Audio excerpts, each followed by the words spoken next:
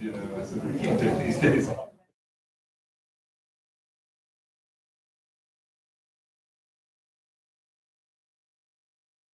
We're going to make sure Kevin's still in the media room to make sure that we are actually online and that we can hear everything. So I'm going to everybody unmuted, live, that kind of thing. Good afternoon, virtual ABTEL members. Can you guys hear us? All right, we're going to do a quick tech check. Kevin Foster, can you give me a thumbs up that we're live and sound is good? Fantastic. Thank you so much. Welcome everyone to the October 27th ABTEL meeting. Thanks for your patience. This is actually the first meeting that we've done hybrid in this room with our new smartboard technology. And so just trying to get the live stream and everything working. Thank you for your patience. Just a few housekeeping items before we get started. This meeting is being live streamed now on YouTube and recorded. My name is Maggie Clemens. I am the Director of Licensure and School Leadership at the agency. I came on board last year, so I've worked with many of you in this capacity, but also Joan Johnson is our new Assistant Superintendent for Teacher Education and Licensure. We're very excited to have her on board. So this is her first meeting with us in this capacity. Obviously, some of you guys might be familiar with her from her work previously with our office. And then Jonelle Torbett, she's joining us for the first time in official capacity. Is our interim director of teacher education. I'll give them a second to introduce themselves when we go through introductions. But Joan and I are, since this is their first meeting, I'm going to kind of take the beginning part of the meeting. She's going to take some of the action items just so that we can share the responsibilities. But moving forward, Joan is going to be the contact person for this advisory board. So I just want to make sure that everybody's clear. Alice Bryant helps us in that capacity. I know many of you have worked with her before, so she's the one that helps us with logistics and forms and that kind of thing. So Alice Bryant is another name that you'll see quite frequently on emails. I would also like to welcome Eric Maffa, Dr. Eric Maffa. He is our newest member, was appointed over the summer, and I'll give him an opportunity to introduce himself when we do the introductions for all of our members. Since we do not yet have a chair, we will take a few minutes to I'll take care of the agenda from the start before we go ahead and elect those board members. As I call the attendance, please introduce yourself and who you represent on the board. There is no rhyme or reason to the way this is listed, okay? Dr. Andrew Dare. I'm here, and I am a member of public higher education. Thank you. Nancy Welch. Good afternoon. My name is Nancy Welch, the current division.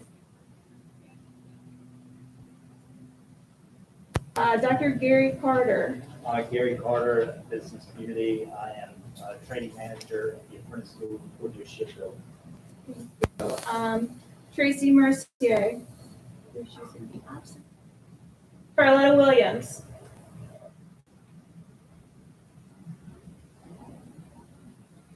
So I just want to make sure. Selena Dickey. Hi, Selena Dickey. I am a freshman teacher representing middle school in October. Mary McIntyre.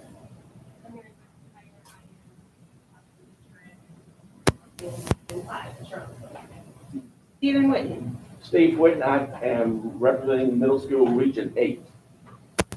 Jessica Jones. Good afternoon. I'm Dr. Jessica Jones, agricultural education teacher and FFA advisor representing career and technical education for Superintendent Region 6. Thank you. Jennifer Andrews. Hi, I'm Jennifer Andrews. I'm an exceptional education teacher in Flagler County at Godwin High School, and I represent secondary special education teachers in Region 1. Diane Stubbins. Hi, I'm Diane Stubbins. I teach English at the upper school at Pupil School, and I represent non-public school teachers in Southside Virginia. Nancy Bradley. Nancy Bradley. I am citizen at large, and I am the Associate Director of Academic Programs at Virginia Tech. Andy Cox. Hello, I'm Andy Cox. I'm the Director of the Teacher Ed Program at the University of Virginia's College of Wise, and I represent public higher ed. Peggy Schindler. Hi, I'm Peggy Schimler. I represent Higher Ed Private, and I'm the Director of the Education Department at Randolph College in Lynchburg. Eric Moffa. Hi, everyone. Eric Moffa. I am an assistant professor at Washington Lee University in Lexington and represent private higher ed. Sarah Gross. I'm Sarah Gross. I am the parent representative for Richmond Public Schools. Travis Burns. Travis Burns, principal of Northumberland High School, and I also represent the Virginia Association of Secondary School Principals. Senator McClellan. Senator Jennifer McClellan, 9th District, am here on behalf of the Senate of Virginia. Thank you. We are missing a few folks who are on the roster, but we do have 3 vacancies on the board. There was a superintendent's memo posted on this past Friday, memo number 295-21, calling for nominations. The nominations do close on November the 5th. So if you've got some ideas and recommendations, please make sure you look out for that memo and send some nominations our way. Those do come through the board. The board approves those nominations. Let's see. I do want to introduce our guests today who are here for either presentations or agenda items. One person is going to be joining virtually, but I do have folks in the room. Holly? Hi, I'm Holly Floyd, Assistant Superintendent for Policy and Communications here. Rosa Atkins? Hi, I'm Rosa Atkins, Chief Diversity, Equity, and Inclusion Officer. Amy Griffin? Hi, I'm Amy Griffin. I'm an education consultant with the part-time department. And Malik McKinley will be joining us for ETS a little bit later to do the action items for us. We have a big agenda today. Let's jump in. As part of the packet that was sent out via email, you did get the agenda. We do need to make a motion to approve the agenda. Second, Nancy Bradley. You do have to do a recorded vote, so I have to do the attendance all over again. Again, no rhyme or reason for approval of the agenda. Charlotte Williams is not here. Andy Cox. Aye. Nancy Welch. Andrew Dare. Aye. Sarah Gross. Aye. Stephen Witten. Aye. Peggy Schimler. Aye. Nancy Bradley. Aye. Selena Dickey. Aye. Mary McIntyre. Aye. Diane Stebbins. Aye. Jennifer Andrews. Aye. Travis Burns. Aye. Jessica Jones. Aye. Thank you. Gary Carter. Aye. Eric Moffa. Aye. Senator McClellan. Aye. Perfect. Thank you. Did I miss anybody? You also received a copy of the minutes from our last meeting, April 26th. That was a while ago. So I'm sure getting it was a good refresh of the memory. We do need a motion to approve those minutes, or if there's any corrections or changes, we need to make those notes.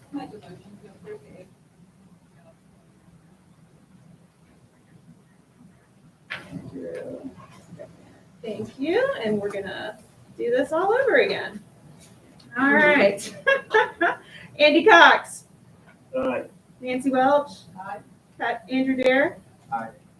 Sarah Gross. Aye. Stephen Witten. Aye. Peggy Schimler. Aye. Nancy Bradley. Aye. Selena Dickey. Aye. Mary McIntyre. Aye. Diane Stebbins. Aye. Jennifer Andrews. Aye. Travis Burns. Aye. Jessica Jones. Aye. Thank you. Gary Carter. Abstain, I was absent. Thank you. Eric Moffa. Aye. And Senator McClellan. Aye. Thank you. All right. Is there anybody here from the public that wishes to speak during public comment? And we did not receive any written comment either prior to the meeting, so we don't have any public comment to share today. And I'm going to turn it over to Joan. Sure. In the last year, our officers were Dr. Tricia Short Hunt as our chair, and Dr. Andrew Dare, the vice chair, and Dr. Nancy Welch, our member at large. And I'm going to turn it over to Nancy, our election of the chair. Thank you so much. I'd like to call for nominations for the chair.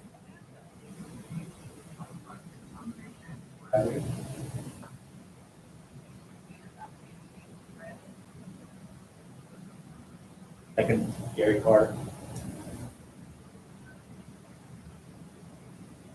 Are there any other nominations? If there are no others, close nominations. I accept the nomination. Motion to vote. So moved, Gary Carter.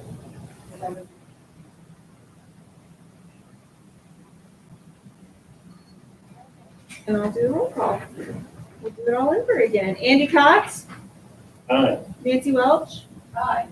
Andrew Dare, Aye. Sarah Gross, Aye. Stephen Witten, Aye. Peggy Schindler, Aye. Nancy Bradley, You abstain when it's you. Aye.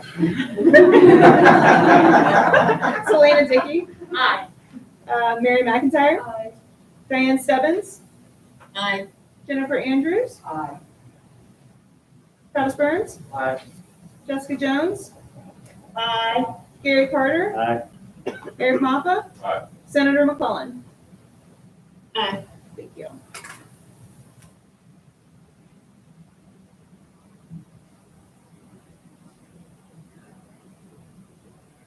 It comes to you. All right. I would like to call for nominations for the vice chair of ABTEL. I'm allowed to nominate people. I don't know who to nominate. Yes, you may.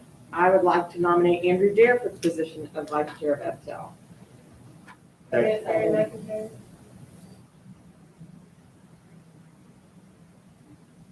If no others, I'm going to close the nominations before, are there any others? I guess I should say.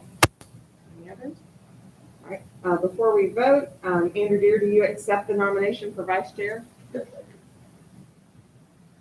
Andy Cox. Aye. Yeah. Do a motion first. Oh, Okay. sorry. Can we have a motion to vote? So moved, Gary Carter. Second, Andrew Welch. Now we're ready for the vote. Thank you. Andy Cox, Aye. Nancy Welch. Aye. Andrew Dare. Aye. Sarah Gross. Aye. Stephen Witten. Aye. Peggy Schindler. Aye. Nancy Bradley. Aye. Selena Dickey. Aye. Mary McIntyre. Aye. Diane Stebbins. Aye. Jennifer Andrews. Aye. Travis Burns. Aye. Jessica Jones. Gary Carter. Aye. Eric Moffa. Aye. Senator McClellan. Aye. Okay, next I'd like to call for nominations for the member at large of ABTEL.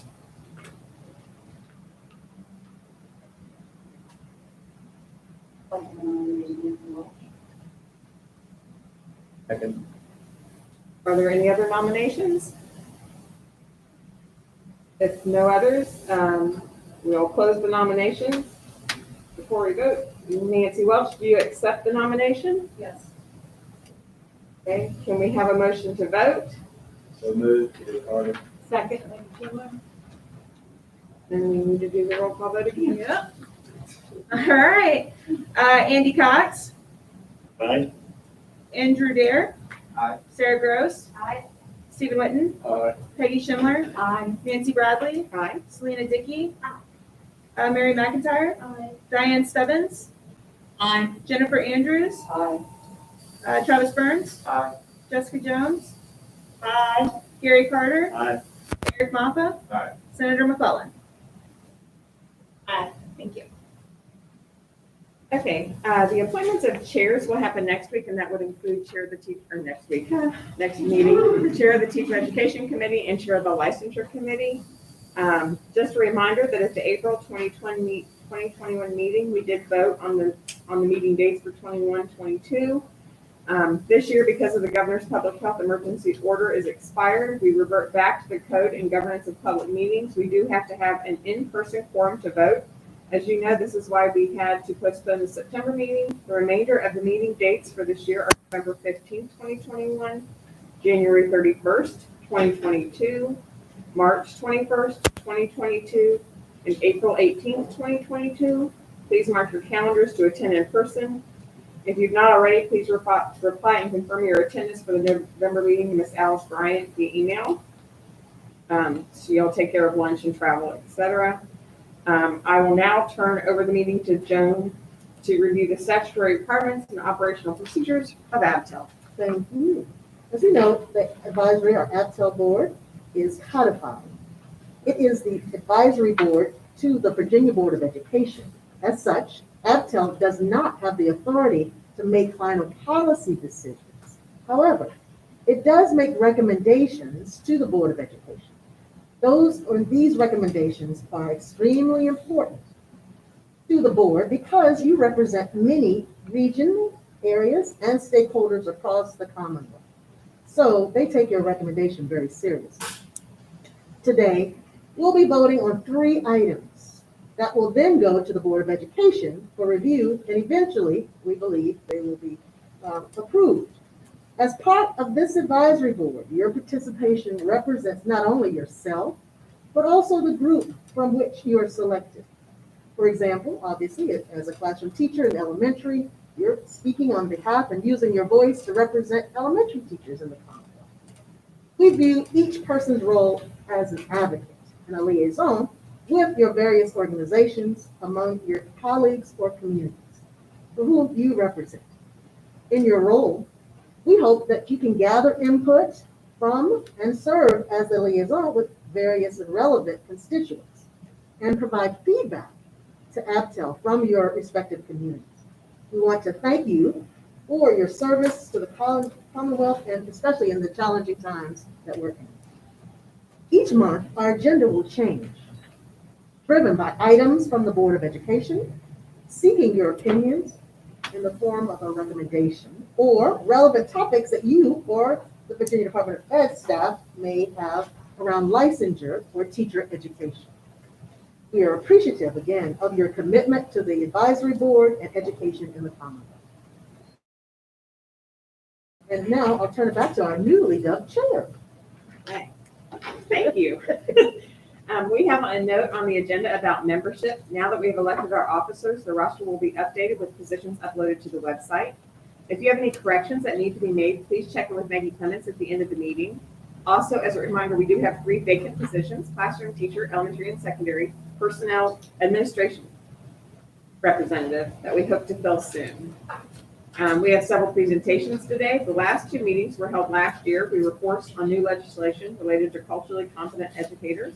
If you recall, there were several different moving parts. Specifically, during the 2021 General Assembly session, new requirements were set out in Senate Bill 1196 and House Bill 1904 to support a culturally competent educator workforce in the Commonwealth. The bills require the following 4 policy changes in the Commonwealth.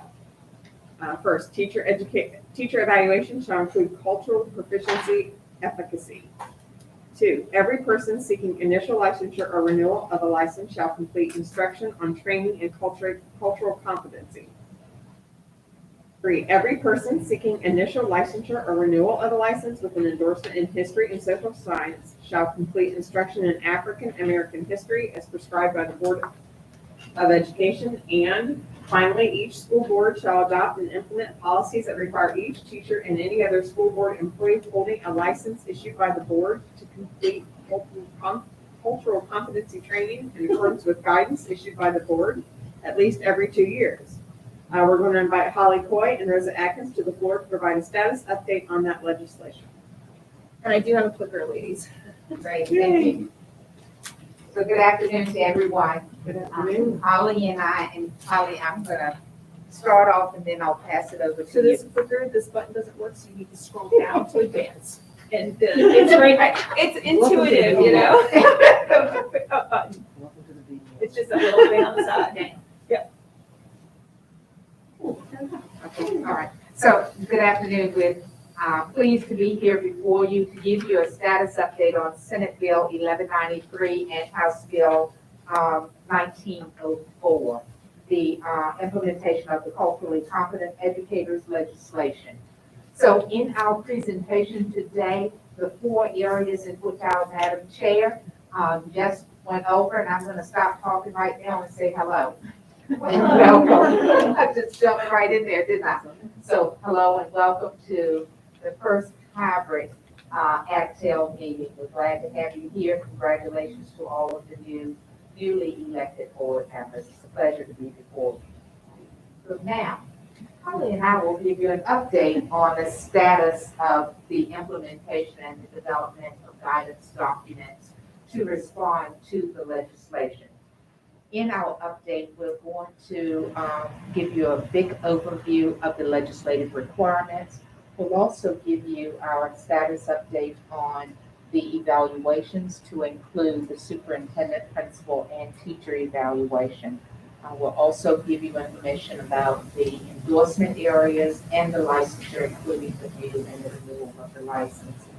Then we will go over with you the process and the methodology that we have used to draft the guidance document for the culturally competent educators guidance tool that will be before our Board of Education in November.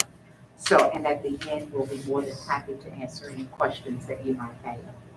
All right. Well, thank you, Dr. Atkins, and good afternoon, everybody. Again, my name is Holly Coy, and I serve as the Assistant Superintendent for Policy and Communications, and am delighted to be with you this afternoon in person to share an update on this work. It's been some time since you all met. Many things have changed since April, and so have a lot of updates to share. And then, as Dr. Atkins mentioned, would be happy to answer questions and have some conversation after we provide a quick overview of where we are. So just by way of refresher, the bills were identical. They contained 4 requirements related to the cultural competency of our educators.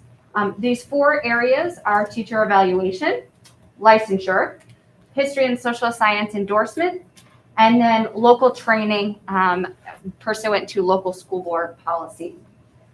Each of these requirements in the bill requires either the department or the Board of Education to take different types of policy actions to effectuate the changes.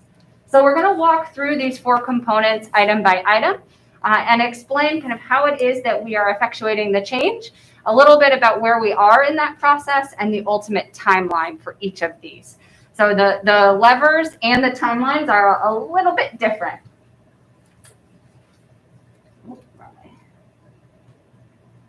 All right, so this first slide here provides a high-level overview of all 4 so that you can kind of see in a quick snapshot where they are. But like I said, we're going to dive into each of these in more detail.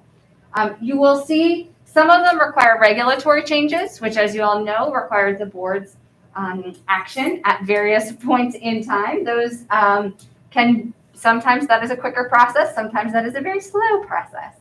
But not all of them require regulatory changes. So the first component around teacher evaluation does require board action, but does not require changes in regulation. And then the last item related to the local training requires the board to issue a guidance document, but again, does not require regulatory changes. So evaluations first.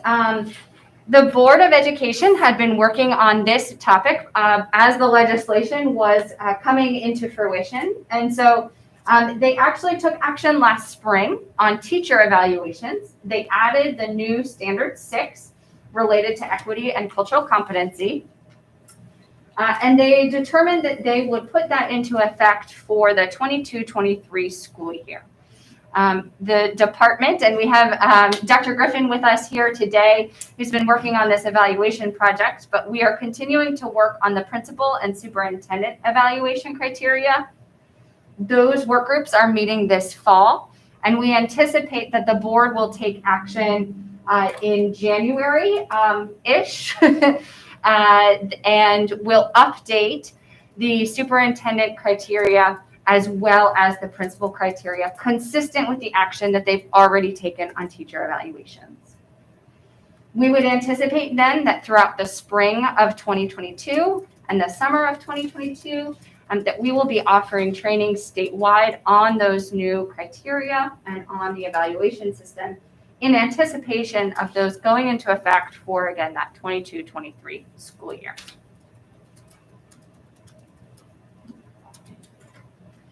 Licensure requirements. This is perhaps the slowest piece of this. So as you all know, those licensure requirements are set out in regulation. And so earlier this summer, the board did approve a NORA, a Notice of Intent for Regulatory Action, to initiate that process. There was nothing substantive in that NORA. It was just the board going on record to indicate that they will be taking regulatory action. So again, nothing of substance yet discussed by the board. Those are currently, they've gone through the Attorney General's office, the Department of Planning and Budget, and they are now pending in the governor's office for approval. The next step for the licensure regulations will be for them to come back before the Board of Education in the proposed stage. And it is at that point that substance around the implementation and the requirements for licensure on this topic would be put forward and discussed and debated. And so we anticipate that now, I would say winter to early spring. We haven't kind of in a holding pattern at the moment on those. I should note ultimately, because of the regulatory mechanism that was deployed for this one, we are doing kind of the longest and fullest regulatory process. So the standard process, which can take 18 months-ish, again, depending on how quickly they move through the various phases. So we would not anticipate that the regulations would be finalized until winter or spring of 2023 at the earliest. When those regulations make it all the way through the process, then typically the board would put a timeline on the implementation of them at that final stage. So you can envision either, I think July 1, 2023 being the absolute earliest, and I hesitate to even give you a date because it is subject to change, but that would be the absolute earliest that we would anticipate the licensure requirements to come online. The history and social science endorsement requirement also requires regulatory action, but because of the way the legislation was written, the board was able to fast track their action on this. Essentially, that means there was less discretion in what the board was doing. There was still some, but it was smaller based on the way the legislation was written. And so again, in July, they approved fast track action. And that action is currently under review by the governor's office as well. The timeline on this is that we would anticipate the soonest regulations to be finalized would be the summer of 2022. And again, because of kind of that cycle of July 1, we wouldn't anticipate that really going into effect until July 1, 2023. Again, the effective date being put on by the board at the very end of the process so that they can assess kind of where in the cycle they are, where everybody is in coming online, and setting out that timeline explicitly.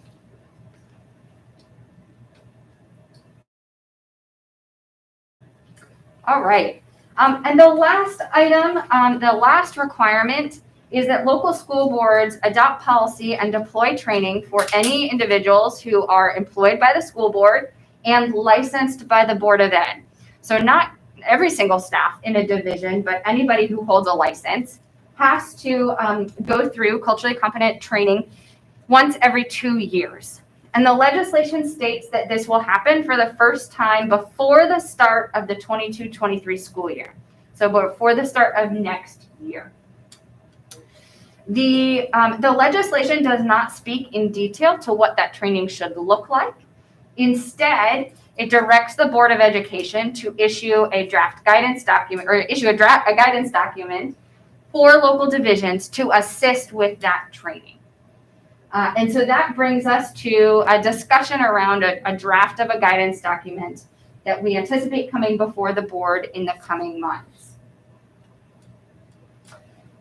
So here are the requirements. The bills ask the board to take action by December 31st, 2021. It has not yet come before the board in a formal way.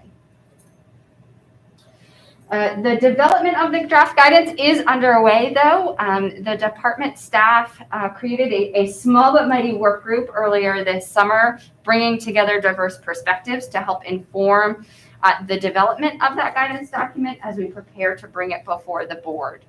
That committee does have a representation of ABTEL through Dr. Dare.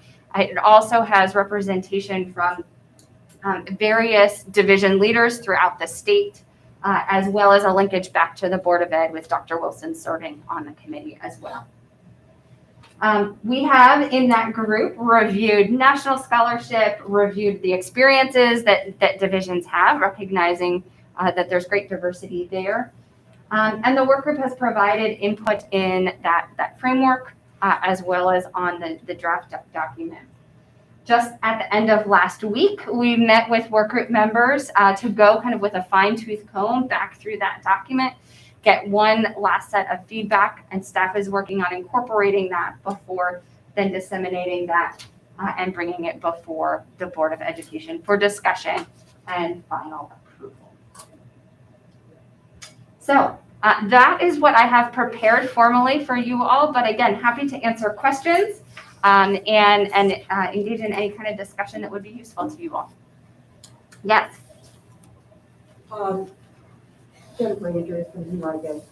I'm endorsed in History and Social Studies, and I was worried about my school, my division. I'm up for relicensure this year, and my division likes to have everything turned in by December. And I was very concerned last spring about how I was going to get in these things, but it sounds like I'm not going to have to worry about it. Correct. Not that it's not important, certainly. Right. Yeah. This would not apply in that particular circumstance. Yeah. Yes. You mentioned that y'all going over this document. Do you recall anything in there about how the state is going to support these local school divisions, either monetarily or with curriculum or anything like that? Yeah, that's a great question. So the document doesn't speak to it in explicit detail. Essentially, the idea of the document is that it sets the minimum standards that any training would have to include in order to meet the requirement. But additionally, Dr. Atkins and her office are working on creating opportunities for those trainings that will align statewide. The General Assembly did appropriate some funding with this bill, both for staff at DOE, and I'm delighted to say that we have that staff person on board as of today, this very day, and some additional funds that the team is working on figuring out how to deploy. Recognizing, I should be transparent there, that the funds are not sufficient enough to do the most rigorous PD with every educator in the whole Commonwealth. But we can certainly provide additional content to help fill that void, especially as everyone comes on board for the first year. I think one of the important parts about that is that we give options to our school divisions on how they go about implementing the professional learning.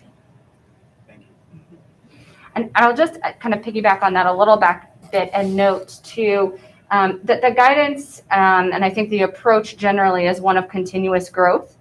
And so that paired with the timeline set out in statute that every educator receive this before the 22-23 school year, which really provides a very limited window, not to get that PD, embedded in their daily practice, but as something that is, added on before the start of the year. But then we hope that divisions will pivot very quickly to supporting that the practical implementation and support in a really high quality way. I would add a comment just for emphasis, just to make sure those of us that are familiar with the regulations, everything that she's referenced in the PowerPoint and the presentation today is about the licensure regulations for school personnel.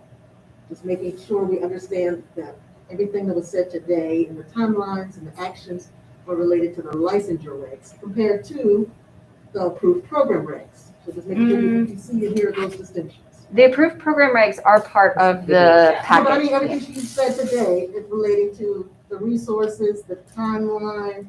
No, the approved Well, I mean, in terms of the local school division pieces. Yes, That's what, yes. everything that she's presented deals with really employees, right? Not the legislation. I understand the legislation is about both. Mhm. But everything you presented today is related to employees. This final piece and the guidance document, yes. Yes. Just want to make sure people here are clear on that piece. Will we be able to get access to your presentation? Absolutely. Yes, we had- and I'm gonna share, I didn't want to Yes. do it prior to the Yeah. meeting because Good, it's yeah. public, and so I wanted to have give the opportunity for Yep. them to put that context with it. So yes, it will be shared electronically, and it'll be part of the links on the website after the meeting as well for the public to see. I can tell you with the committees and the stakeholders that we have been working with, there's a general excitement about these micro-credentials and competencies that we're working on. And just the thought of making sure that we have welcoming classrooms and welcoming learning environments for all students and all staff is going to be important too. It was important to the team and it's important to us moving forward. Yeah. If I could just make a comment to my public and private educator preparation colleagues, that I think this is an opportunity for us to really critically reflect on our programs and to ensure that we're actually preparing educators who can meet these standards. Because right now, I don't think we can rely on paper accreditation. We're going to have to take true leadership to ensure that we're meaningfully doing something different in preparing educators to meet these new standards, which I think is fantastic. Any other questions or comments? Well, thank you, Holly and Rosa. We You're appreciate it, absolutely. And Thank you. I know there'll be some other lingering questions about educator evaluation, so we've invited Amy Griffith to provide a status update on that as well. Amy? Thank you. Welcome, Amy. I'm Amy Griffin. I retired from superintendency in Cumberland in July 2020, and since then have been working on several projects with the Department of Education. And looking at phase 2 of the revisions to the teacher, principal, and superintendent evaluations was something I did as Patty Pitts left and we transitioned to Dr. Johnson. So I'm gonna go over this will work for me. Yay! So Holly and Rosa did a great job, and you talked about this at the beginning of the meeting, so this is the third time you're seeing this. And we're going to talk about the teacher evaluation part. We're going to take a deep dive into that for just a few minutes. So there's a 3-phase plan for revising the evaluations for teachers, principals, and superintendents. Phase 1 already happened. That's when the weighting was changed. It used to be, I think, 40% of the evaluation had to be on student achievement, and now that's been changed. We're now in phase 2, where we're putting in a new standard in the 3 types of evaluation for culturally responsive teaching and equitable practices. So this is where we are now, and which I'm going to talk about today. And then right now, go ahead.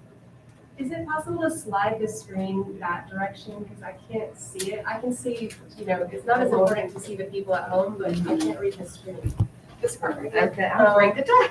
And Susan just walked out of the room too, so let me see. And you can feel free to move around if you need to. It may be better for you to move around. I'm And then afraid. you can have a copy of this. Yeah, I'm afraid for you to move things, Maggie. I think I'm gonna get like 3 inches, and that's about it. Maybe it doesn't roll.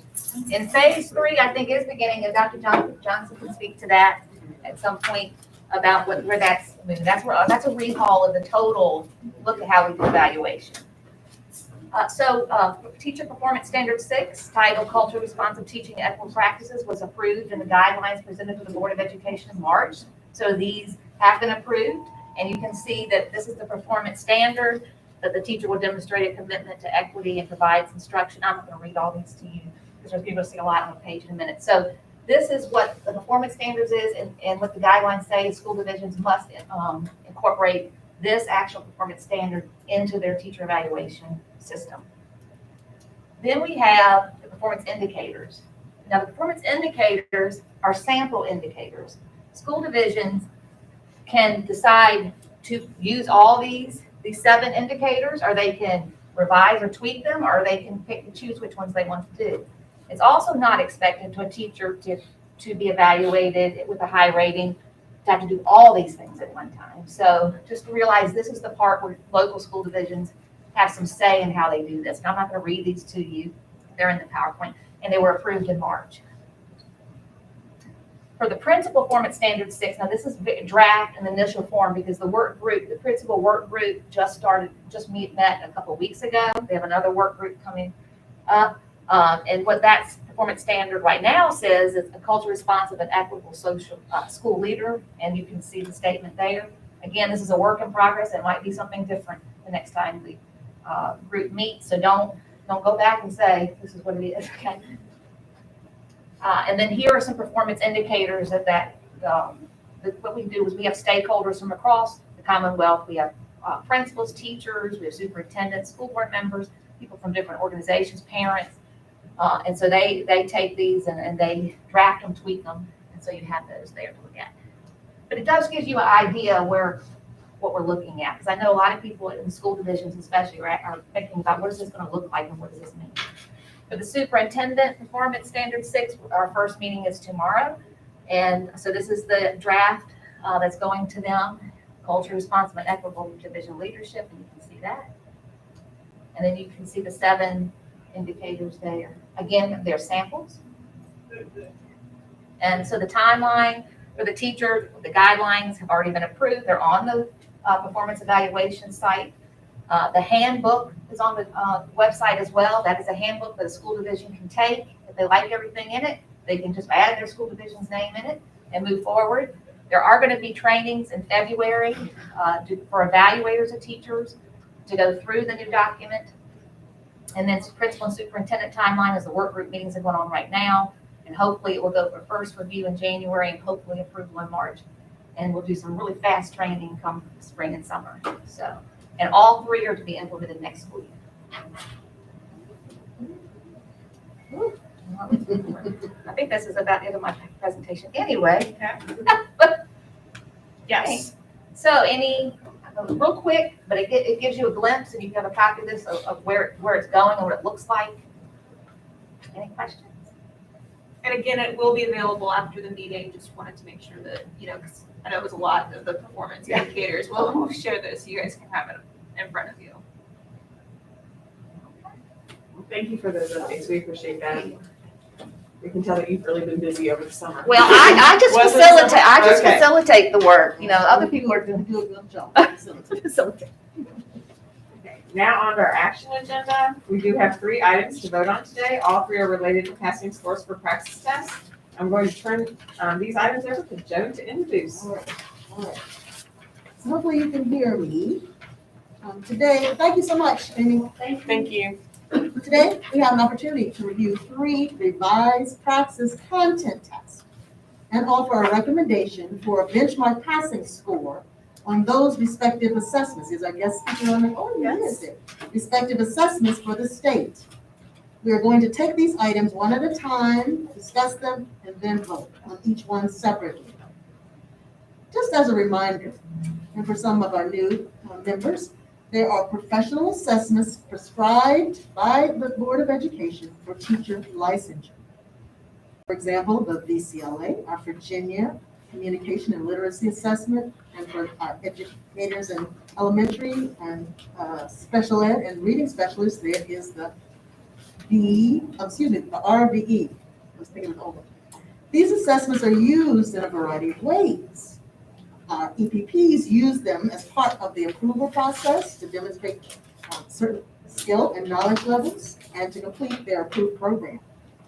Program completers have to pass the assessments. And then we have alternate routes whereby, for example, like our career switcher program, they are used for entry or prerequisites to demonstrate skills before entering those programs.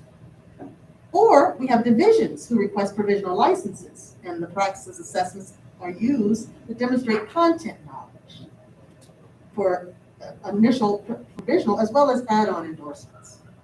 So if someone holds a collegiate professional or a postgraduate professional license, the license holder can add some additional endorsements through testing. So our first item is a recommendation for a passing score for the practice in middle school mathematics, number 5164. The test for middle education, 6th through 8th math endorsement. We use the middle school math test for the middle school math endorsement. The test has been revised based on national standard revisions in the area of math, and we have someone from ETS that will walk us through that process today. I'm pleased to introduce you to Malik McKinley. He is the Director of Client Relations in the Office of Teacher Education and Certification for ETS, Educational Testing Services. He will present an overview of the standard study, and then our membership with ABTEL will need to make a recommendation on what the passing score for this revised assessment will be. Some of you may be familiar with this process because you in the past have also made those recommendations based on what the terminology is the standard study process with you, as well as tell you a little bit about the test. And then we'll discuss again each assessment and the related cut scores and make a decision. And so at this time, I'm going to turn it over to Malik. And Malik, you should be able to share your screen as well. Because I know that you have a presentation. So now I've got the wrong name in my head. I apologize. You want to turn No worries. Yep. Okay, I have shared my screen. If someone could just let me know if you see it. You're good to go. All right, thank you so much for giving me an opportunity to speak today. I'll try to keep it as brief as possible. On today's agenda, as already noted, we're just going to kind of real quickly walk through the test development process, standard setting process, and then talk about the three exams and the three exams that are up for discussion today, which include mathematics, middle school mathematics, our secondary test for mathematics 5165, as well as chemistry. And now I have some screenshots. It might look like a lot on screen here, but there's just a few screenshots, so we should be able to kind of walk through this very quickly here. At any point, if you have a question, I know there's a lot of folks in the room, so please feel free to just stop me if you have a question. For anyone that's new to ABTEL, just wanted to level up real quickly, give you a little information about ETS. We are a nonprofit organization founded in 1947. One of our first exams was the National Teacher Exam, which has been, over time, regenerated into what we know today as the practice program. So teacher assessments have been a part of our organization since the very beginning. ETS develops, administers, and scores 50+ million assessments across several countries all throughout the world and over 9,000 locations. When we're talking about practice exams, there are two that we reference when you're thinking about practice tests. The first is the Core Academic Skills for Educators exam, which is a basic skills test that focuses on reading, writing, mathematics. And the second is our Practice 2 assessments that focus on licensure and certification exams, and they focus on subject matter tests as well as pedagogical assessments. We have about 90+ exams in that category, anything from biology to elementary education to the test that we're talking about today, math and chemistry. So that's it for just a quick overview of ETS. In terms of our development process, let's have a couple slides here on development and on our standard setting process. For anyone that that hasn't seen this presentation before or is unfamiliar with our process at ETS, we kind of walk around this particular wheel. This is a simplified way of just kind of talking about our development process real quickly here. Starting at number one, we start with the National Advisory Committee, which is a committee made up of experts in the field. So if we're talking about our math test that we're referencing today, or chemistry, we'll pull together experts that are in that field. That will include K-12 teachers. That will also include faculty at the collegiate level, as well as academic experts in a particular discipline. Pull them together to sit on this particular committee, look at current standards, talk about any standards that might be on the horizon. So as standards have changed, we've had those discussions with folks on the National Advisory Committee, like with Next Gen was released several years ago. That was one of the standards that were part of the change that we are undergoing in our science tests. We move on to the job analysis survey. And one of the things that comes out of the National Advisory Committee is where when we pull those folks together, we ask them to, again, look at standards, look at new standards, and then begin to create several statements, several hundreds of statements that focus on the most important things that a teacher needs to know in a particular academic discipline. Those are put into a survey. We send that survey out to thousands of folks across the nation, from thousands of teachers across the nation, ask them to respond and let us know through a very simple rating, do you believe this to be important to the field? And I emphasize that today because I don't want anyone to get the assumption that ETS is just kind of creating exams in a back room somewhere in Princeton, New Jersey. But truthfully, we involve outside expertise and external experts as much as possible through the process here in step one, as well as in step two. Once those surveys are complete, they come back to ETS. Our assessment development department does process those and then shares that information back with our National Advisory Committee. So they come back and reconvene in New Jersey to take a look at those data, and then also discuss, okay, since the very first point that we've met until now, is there anything else that we need to focus on as we are developing this test? As you move into test point 4 here, test specifications, this is really where those beginning statements kind of morph into knowledge and skill statements that you may see if folks are familiar with our study companion and our test at a glance. It's really just a quick document that talks about the overarching topics, and then there are some bulleted, numbered, and lettered points under that focus on specific statements related to those topics. That's really kind of born out of the process here in step number 4. And then test formation takes place. We do have internal test writers and developers, as well as external folks that we consult with. And the individual test items are developed, put into test forms, and then those test forms again are released out into the marketplace. In step number 6, prior to the actual administration of the exam, we can just focus real quickly here with the standard setting process, again involving experts in the field. So we'll pull together a different set of K-12 educators, as well as a faculty at the university level and any other experts that should be involved. We pull them together again in New Jersey for a 2 to 3 day process. We give them some training on what the standard setting study is, and then we ask them to make individual judgments and individual judgments on each item that's on a particular form of an exam. So we produce a test form for mathematics or for chemistry, and it may have 100 questions or 120 questions on it, or 150 questions. We ask that panel to look at each individual question and, in a simplified way here, rate each question. Is that an easy question? Is it a moderately challenging question? Is it a very difficult question? Along with the idea of whether it's important to the field for a teacher to know that particular statement. So after that training and after the judgment takes place, the results are provided. And that's basically how a recommendation comes about. We'll talk about the recommendation for each exam in just a moment. And I think I'll pause after each test.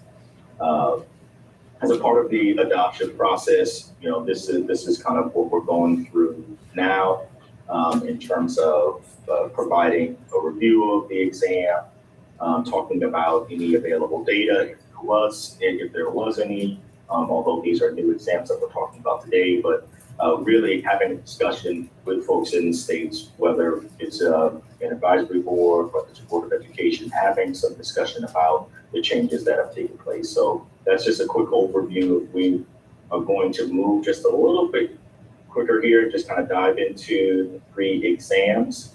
So I can share this with Maggie if anybody wants to take a deeper dive here, but just wanted to share real quickly with the math series some overarching changes here. Not going to read everything on screen, but we did take into account the latest standards in the field around mathematics education.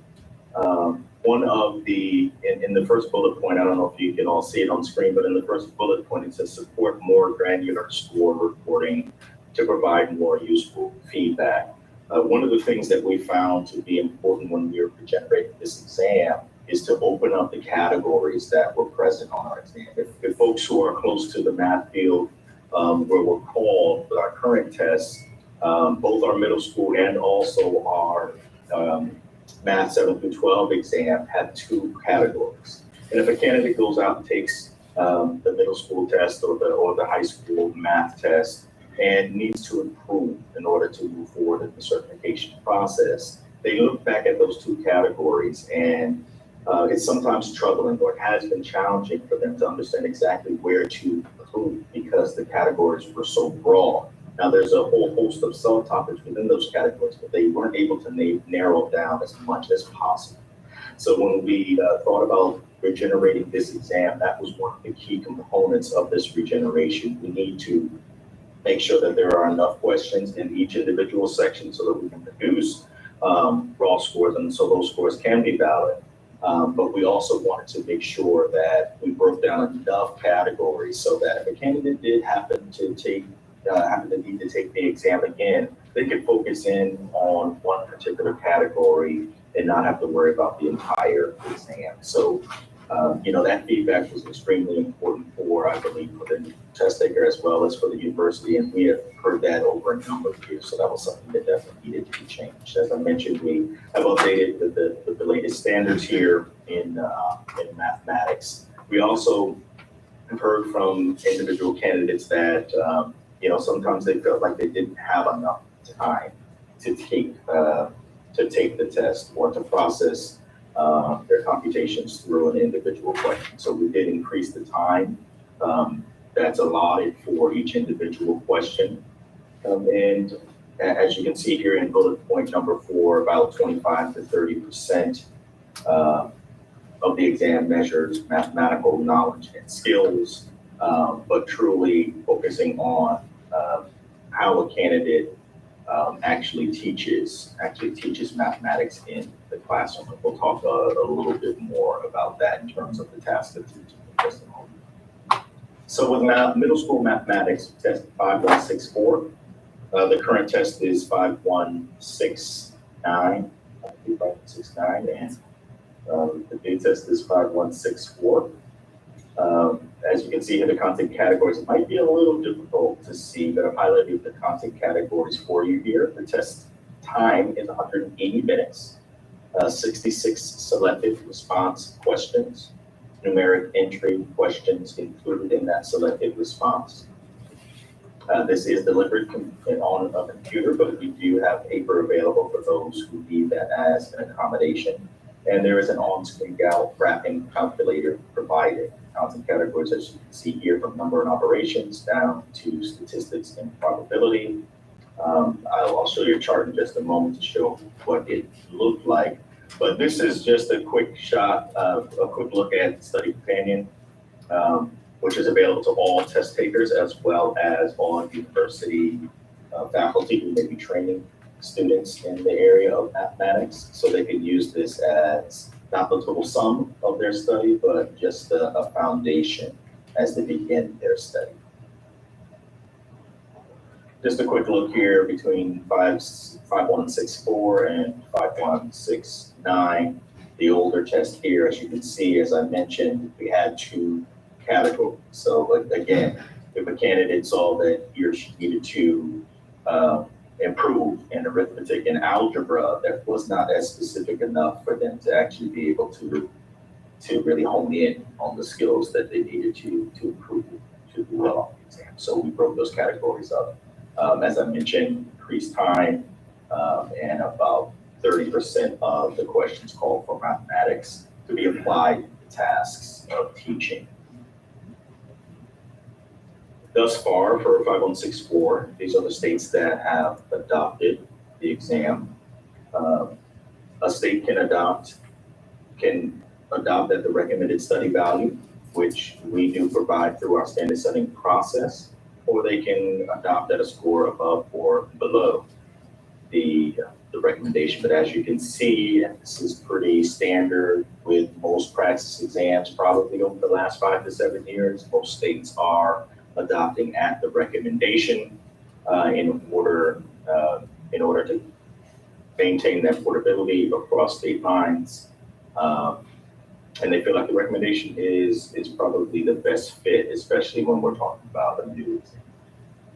But of course, boards have the prerogative to take a look at that cut score at any point and adjust up or down. All right, so those are the current states that are using middle school mathematics. And just a little bit about the multi-state study process.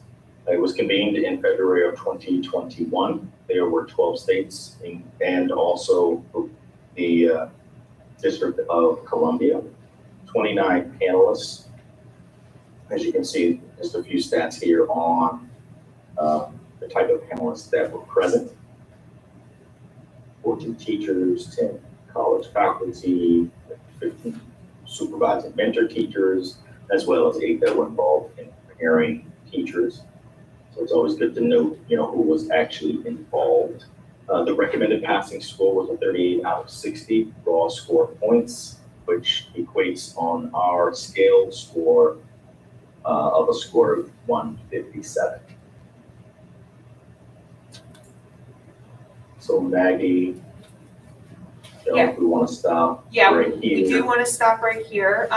So we've got 3 of these. It was the same process for all 3 tests, but before he goes to the additional test to go through the content and the recommended score there, we do need to vote on this particular test. So I'll hand it over to Nancy.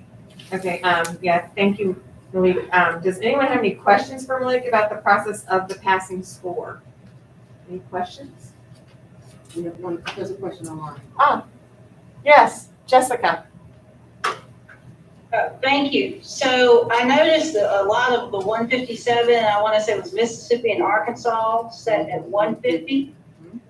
And that is below the raw score of 38. Can you give us a little rationale, what was going through their minds, why they went 150? And does that actually equate below the 38 that was shown on the next screen that says it's the base for the raw passing score?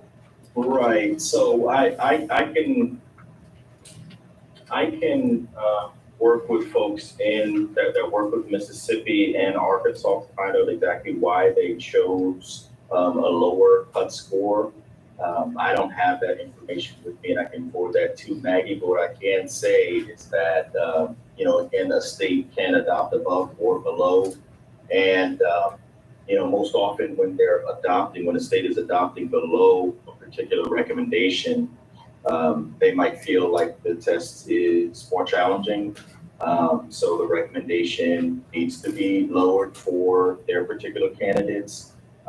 They may have mathematics may be a shortage area in the state. So if it's already a shortage area, some states or some boards think, well, we're already dealing with a shortage area. Let's lower a score so that we can get more folks into the classroom.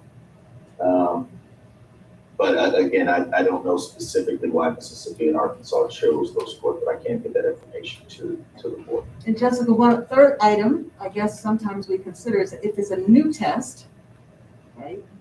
Potentially maybe having a lower number would allow us to gather data before making a decision in the next year, just to gather some data on the responses to the new test. Very, very good point. And Jessica, I do want to piggyback on that. 150 isn't just a number that they came up with. In your meeting notes, in the recommendation, there's a chart with the CSEMs, and that is one CSEM below the recommended. So that 150 is that one, there you go, one CSEM. Traditionally, ABTEL has either gone with the recommended passing score or one below. Just looking back in past practices of what ABTEL has recommended to the board, over all the tests, it has either been with the recommendation of the standard study panel or it has been one below. I have a question. So as a follow-up, and thank you for all that information, I guess what I'm getting at is looking at the composite of what those two states were doing in comparison to where we are. So when we make our recommendation, we're in line and with some type of rationale. So I appreciate that. Yes.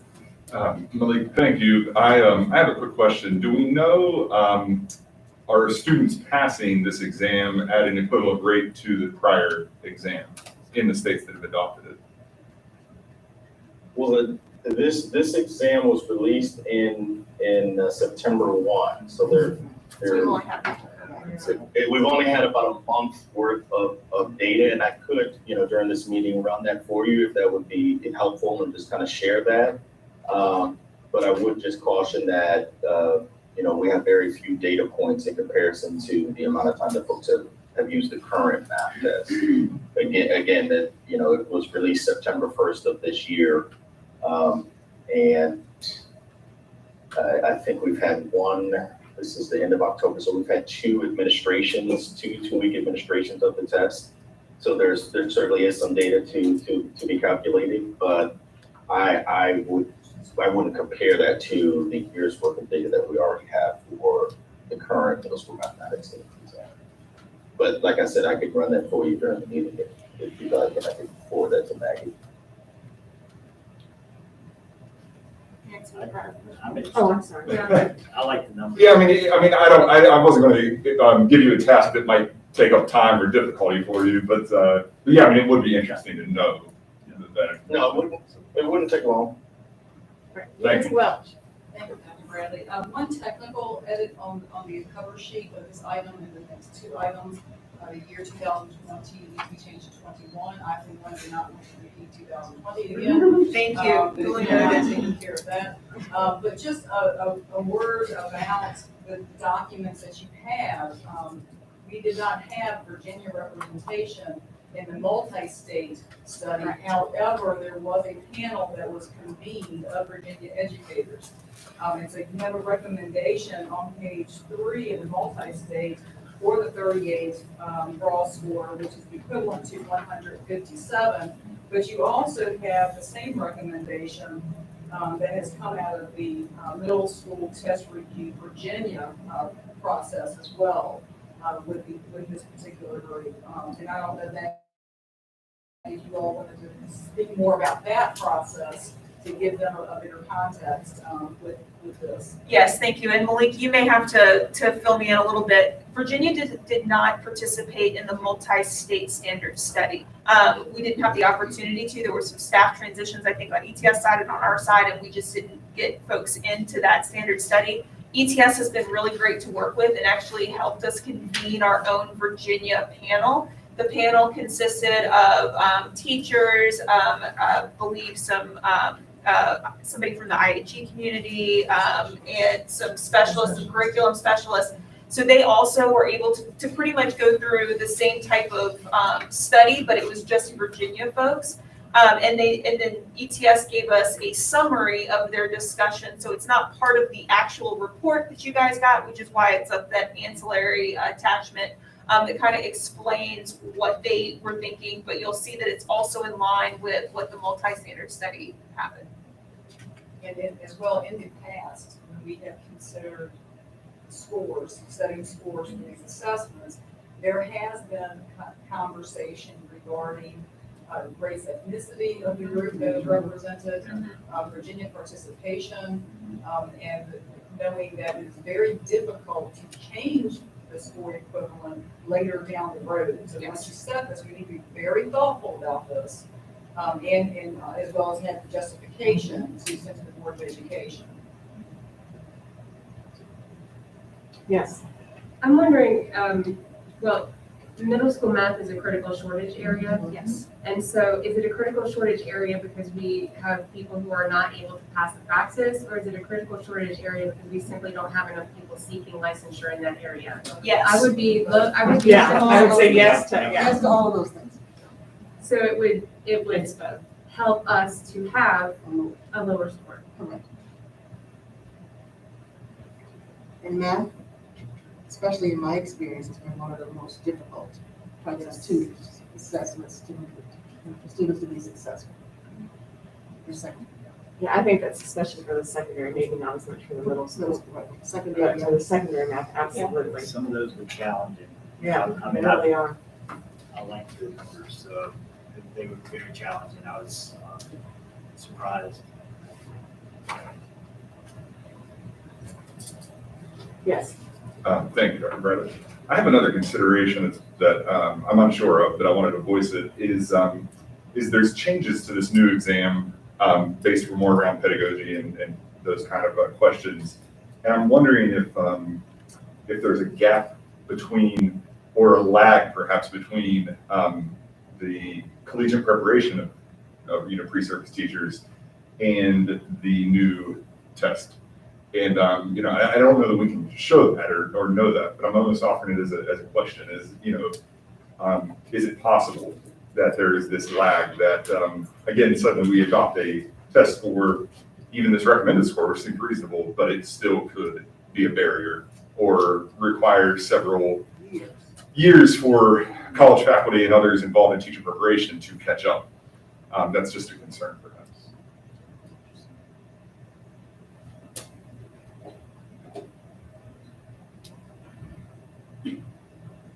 Any other thoughts or questions? Oh, yes, Andy. Jessica, and I think, thank you for kind of jarring my memory. As much as what I liked it about last year is that it seems like we had a fairly lengthy discussion last year whenever we were reviewing the middle school science Correct. test, and we ended up going, I think it was one Yes. CSEM below, I think. Yes.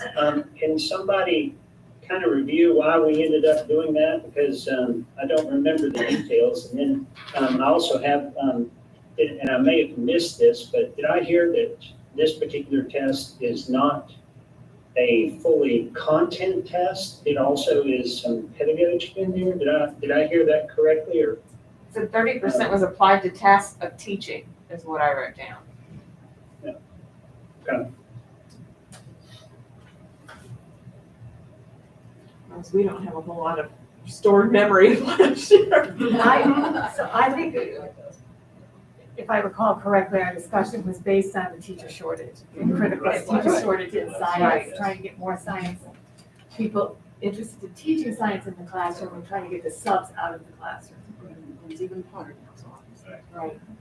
Does it create any issue for teachers if the state of Virginia has a pass score of 150 and then they go to one of the other states that has a 157 and they go to apply for license, or is it because the license just transfers that it doesn't cost them anything? Reciprocity. In Virginia, the reciprocity, they don't have to take assessments here if they have the full valid license Like from another Virginia state. students that might go to another state. Yeah, they would have to pass theirs. Right. Yeah.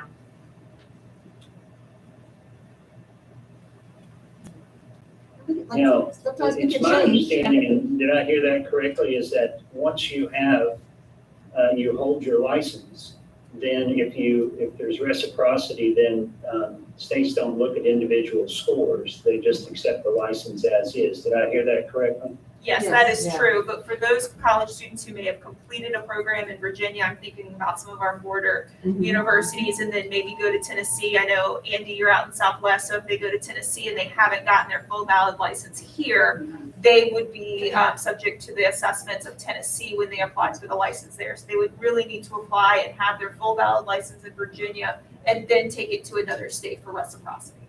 It's not easy, but I again remind you that we can change them. It's not easy, but they can be changed.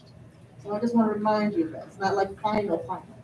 However, there are some states, even if you have a collegiate professional license from Virginia, like if you go to Maryland, they have to take the Maryland test.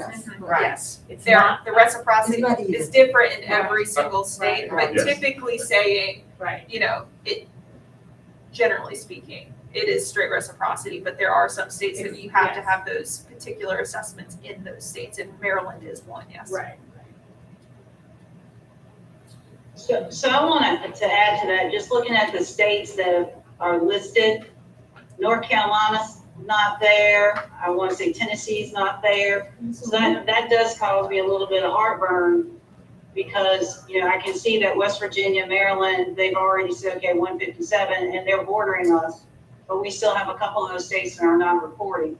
So I don't want us to make a decision that could literally make our situation worse if we could get people from our bordering states, but also the influence that it could carry to those other states that are not listed. I just wanted to voice that. Just a point of clarification, North Carolina is on this list, Tennessee is not. It's at the top. It's not out of order.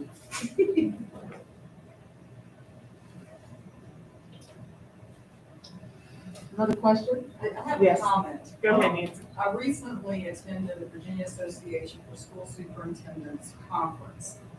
And a question was asked by one of our superintendents in Southwest Virginia.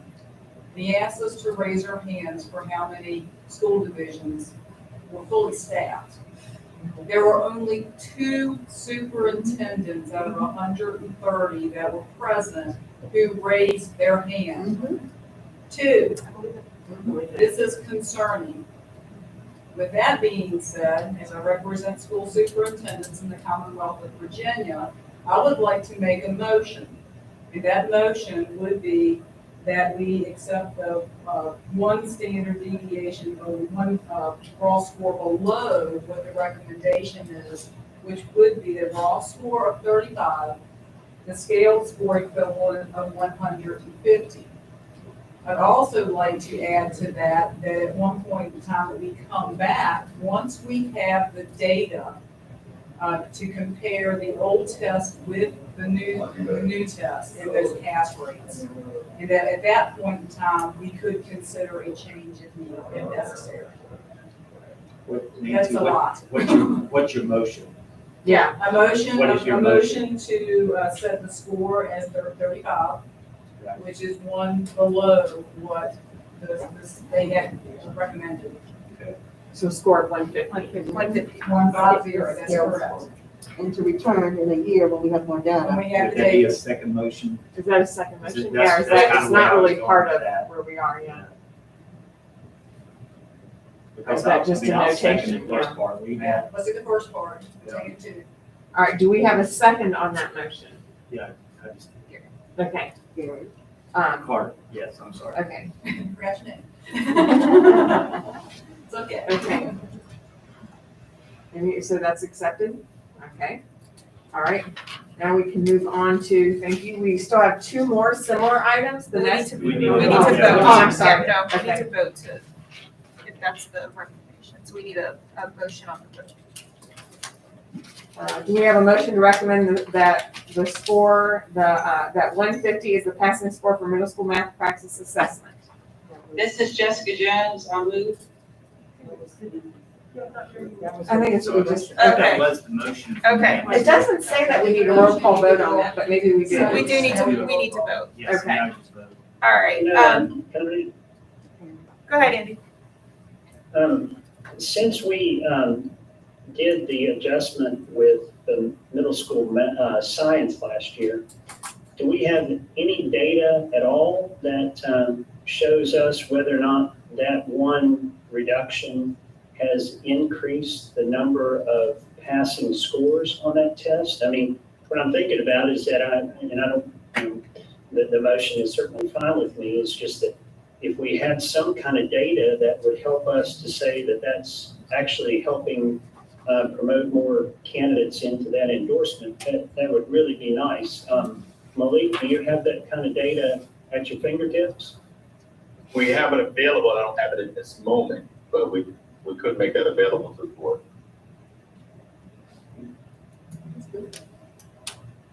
Maggie, out of your office, is there any way that you could say, yeah, there's, 10% more of the middle school science or anything like that?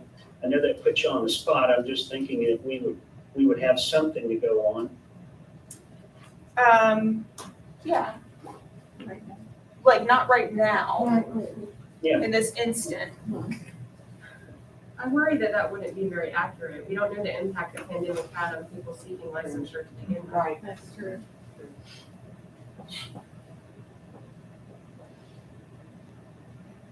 Okay.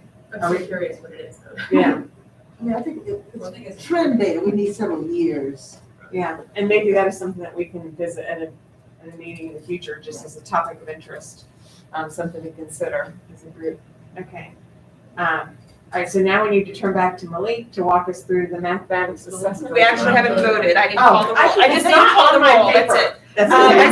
know, I did a script, but I'm a okay. direction follower. Andy Cox. Can you skip me for a minute? I can, hold on. Nancy Welch. Yes. Andrew Dare. Aye. Sarah Gross. Aye. Steve Whitten. Yes. Peggy Schindler. Aye. Nancy Bradley. Aye. Selena Dickey. Aye. Mary McIntyre. Aye. Diane Stebbins. Aye. Jennifer Andrews. Aye. Travis Burns. No. Jessica Jones. Aye. Gary Carter. Aye. Eric Laffa. Aye. Senator McClellan is not here. And Andy.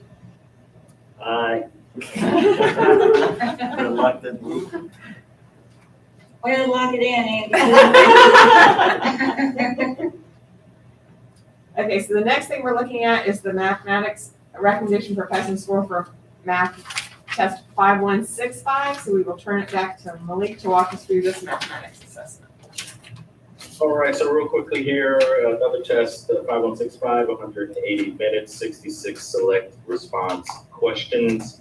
As you can see on screen, the content categories, and you likely have that in your material as well, the content categories, as you can see, part of the number of questions and percentage of the exam. As I referenced with the middle school test, this test was also, we also tried to focus in on the categories that were highlighted from the current test to this new exam and open those up so that candidates could have a better tool if they did need to improve upon the score. As you can see, just a quick shot about the study companion again here. What you'll see from the previous exam 5161, again, those two categories there, number and quantity, all of that, including calculus, was in one category, geometry, discrete mathematics, probability, all of that in a second category.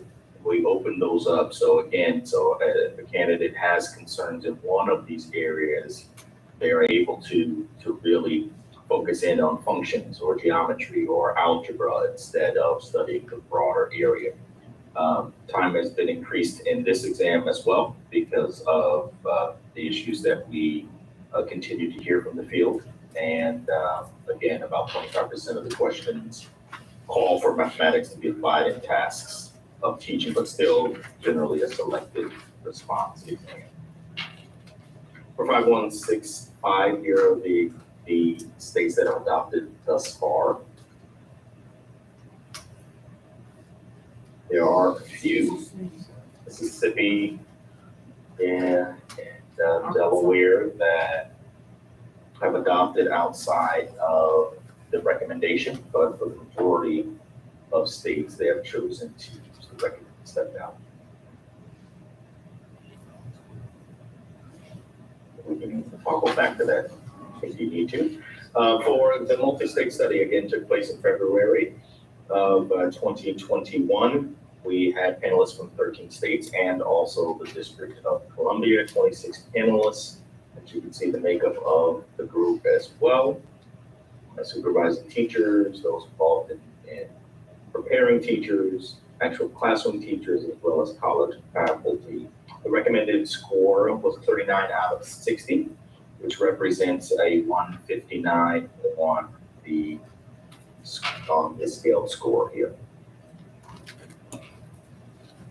So you can see with that 159, 39 questions, scaled score equivalent is 159. If you are following suit with the middle school mathematics, if you look at the one SDM below, which is 36, equating to a 152. So there is a typo on your recommended action. It says 154. It's 152.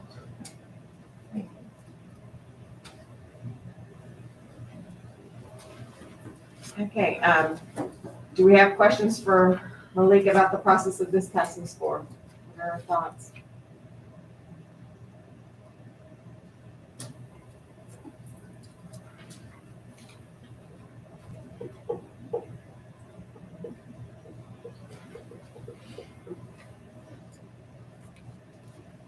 Do we have a recommended passing score? A recommendation on the passing score? James, can I say something before we get a motion in place? The one reason that I was quick to second Nancy's motion is based purely on experience. Those scores are suggestive. Okay, you want to make sure that people walking into the door the first day have a foundational knowledge enough to build on. Just like the engineer coming out of Virginia Tech and going to some large firms the first day that this person walks through the office, they're not going to be engineering anything. They're going to have, I mean, it's going to take some time. They've got the foundation, but that company is going to build them into the engineer they want to be. When you walk through that classroom, you're going to have people who are you're going to figure out real quick what you don't know and what you got to brush up on. But I am not terribly convinced that 3 questions is going to make you teacher of the year or So to Nancy's point, I mean, we've already got it is a national shortage. Math and science are 2 of the areas where we drastically need people in those classrooms doing their best to teach math and science. So 3 questions, I don't know, just something to think about. I mean, there was some logic or rationale in my pea brain why I went ahead and second you so quick. So I just point out why I voted no on the previous recommendation, because I just don't see it as I see, in the time that I've been on this body, we've done a lot of things to address the teacher shortage issue in terms of increasing opportunity, lowering the standards, for lack of a better word. And I philosophically, I don't think that's our role to do that. I think that the challenge really rests at levels beyond us in terms of, incentivizing the profession and stop talking negatively about the profession. Right. So I voted no because I just, here we are, having these wonderful discussions about how we're going to solve the problems of the world by lowering the standard, when really much more profound work needs to be done beyond this body. And so that's why I voted no. No, and I totally respect that. And I totally also agree with exactly what you're saying. Nationwide, and we can start right here in this city, Richmond, with the legislative body doing something to draw these people into the teaching profession, incentivize exactly what you said. So I totally agree with you. This right here is talking about people who are getting ready to graduate, and we need them in the classroom tomorrow. That's. But I agree with you. I really do. And I'll say, having worked with pre-service teachers for a long time, the math test is very difficult. I mean, they take it multiple times. I don't know if other colleges have the same. I mean, especially when I was at my previous institution. I mean, it was really difficult to get students through that test. And I don't think it's that they aren't good math teachers. I think sometimes the content is just really difficult. And so, yeah. So I don't know if anybody had a chance to look through, and this is just the high school math, but some of those were very challenging. I had to really think about them. I mean, I was twisting my brain, and I've done this for 30 plus years from middle school all the way up through the college level, and it was fun, but it twisted my brain. If you can call that fun. And looking at people who may add the license, like they already have a license in something else and doesn't add it, I think that could be an incentive, that there's just that little bit of, there's a little bit of breathing room there, maybe I'll pass it this time, Yeah. But and this stuff is, if you're talking about adding on later after you've been out college for a while, that stuff is not like riding a bike. You're not gonna jump right back on it. You have to build up momentum and have it fresh in your mind to do this.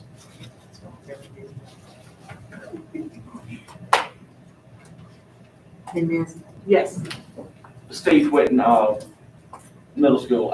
We've made some really good points, and somebody mentioned the rationale for why we're doing the score we're doing. I think we really need to come up with a rationale. Because if this 5 panel of Virginia teachers said they were they really wanted to keep with the recommended score, and then we're making a lower recommendation, somebody along the lines is going to want to know, why did this group want a lower score? And we've made some really good points, so I hope that somebody can develop that rationale. But I look at the lower score as, I don't want to sound this way, but if somebody couldn't pass it in North Carolina and they can come across the border and pass it, it may give us a few more math teachers to stay in Virginia at that particular point. Right. And I know that's, it sounds almost like you're dumbing down to get people, but I'm like you, it's 3 questions. It's 3 questions. It's very hard questions. It is. And some people are not test takers. They really aren't. They can get in that classroom and knock it out of the park. And because they bring it down to a level where they connect the dots with people, that somebody who can look at this thing and do it in their sleep in 10 minutes ain't gonna be able to do. So it's 3 questions. Well, and ours is a recommendation to the board. The board's the one who makes the final decision. And so. So let them come up with the rationale. But I think we have a lot of pull with that. Yes, we do. You're right. Any other thoughts, questions? Just as a parent,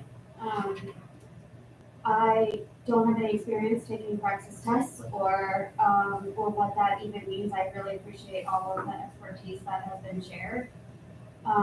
For sure, I would like a full-time teacher in front of my classroom rather than a long-term sub. So I don't understand all of the ramifications of 3 questions, except that for me, and for I think a lot of parents, getting a teacher in a classroom, whatever we can do, whether it's nationally to change the conversation or obviously increase pay, and make it a really sort of exalted career as it ought to be. I feel like getting a full-time teacher in front of the sub is always better for my kids than a long-term sub. So, thank you. I do have one question. Yes. On page 42 of this math one, the high school math, it says approximate number of questions, the content categories, and approximate number of questions, approximate percentage of examination. And I've done my math multiple times. It comes up to 160%. Is that a misprint also? When you add up. Are you in this document right here, the companion? Yeah. Okay, so Malik, she's Page looking at page 42. 42 of the companion. So this is a document that you guys produced. Mhm. And what question was it? Well, if you add up the whole percentages, it says approximate percentage of examination. Section 1, which is number and quantity and algebra, is 60%. Okay, wait a second. Calculus I think we're in different documents because. Okay, page 42 on the document that's in there, but then there's also the page numbers. So are you on the page within the PDF or the actual page in the? Oh, the PDF. Okay, the PDF. It's page 3 after the picture of the gentleman. Okay, there we go. Page 3. So this page right here. Yeah. Yeah. Okay, so she's on page 3 of the mathematics study companion, Malik. The test at a glance. Yeah. Okay, in order to see it, I'd have to stop sharing for a second if you don't mind. That's it right there where you are. Oh, where I am? Yeah, you see Okay. the percentages in that far right hand of the. Yep, keep going over a little bit for percentages right there. That's what she's referring to. Okay. Here we figured it out. We figured it out. We're good. Okay, we're good. Never mind. We're good. Yes. There we go. Thank you. That's why I don't teach math. Exactly. Any other comments or discussion? Do we have, can we have a recommendation on the passing score?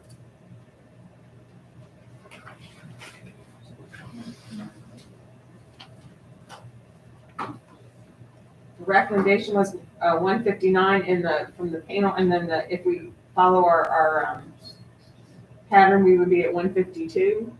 So it's really 154, right? No, that's a typo in this right here. Oh, 152. it's 1. Yeah, it is 152. Steve Wood, I'll make a motion that we recommend the 152 score. Do we have a second on that motion? I second. Okay, please provide a response when I call your name. All right, here we go. Andy? Aye. Andrew Dare? Aye. Sarah Gross? Aye. Stephen Whitten? Yes. Peggy Schindler? Yes. Nancy Bradley? Aye. Selena Dickey? Aye. Mary McIntyre? Aye. Diane Stebbins? Aye. Jennifer Andrews? Aye. Travis Burns? No. Jessica Jones? Aye. Gary Carter? Aye. Eric Moffa? Aye. And Senator McCollum is not here. Okay, all right, we will go back to Malik for a presentation on the last item, which is the praxis chemistry, test number 5246. Test number 5246, 150 minutes, 125 selected response questions. As you can see here, there are constant categories with the approximate number of questions and examination that you have in front of you as well. 5 categories from nature and impact science to solutions and acid-base chemistry. We do have a study companion and a test at a glance for this exam as well. And this, obviously that will be used by, again, students and faculty in the departments of education. And overall differences, you have the current test at 180 minutes, the new test at 150 minutes. Questions are pretty much the same, 125 each. Both are selected response exams, so this new one is as well, and also delivered in a computer delivered format. Content, obviously still focused on chemistry, but we revised the content areas slightly here, as you can see on the right-hand side of the screen. Bullet point number 4 reflects standards including National Science Teacher Association preparation standards, as well as the content and practices measure information that you can find, especially in next-gen science standards. 40% of the test integrates chemistry, content, knowledge focused on the science of engineering practices. So that is definitely a change here, and then about 25% focus on the application of chemistry content within teaching scenarios and instructional tasks. So pretty much that's along with the time change here, some of the content categories, the inclusion of the latest standards across the field of chemistry within science, as well as next gen, and then including the scientific practices, as well as the application of chemistry content within teaching scenarios. What are the overall changes here? So as you look at the science and engineering practices, as well as tasks. Why the drop of 30 minutes? I'm sorry to stop you, but the drop of 30 minutes from 150, or it was 180 minutes, and now it's 150 minutes. It's the same number of questions. What was the logic behind that? I would assume here, I'm not exactly sure why the change in time, but when there is a decrease in time, it normally means that the additional time was not needed for a particular exam. We do find from time to time that, some students are not completing the test, and that's what makes us think about adding additional time. But as we study the data over, several years of time, if students are completing much quicker than the time that's allotted, then we adjust that time accordingly. But I'll take a note there, and if If there's something specific to the content, I can certainly share that with Maggie.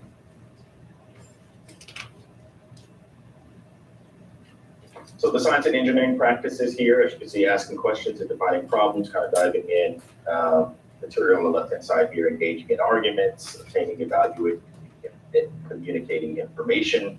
Tasks of teaching, focusing on scientific resources, ideas, language, explanations, models, and representations. So all of that is kind of interrelated within the questions that are presented to students that take this chemistry exam.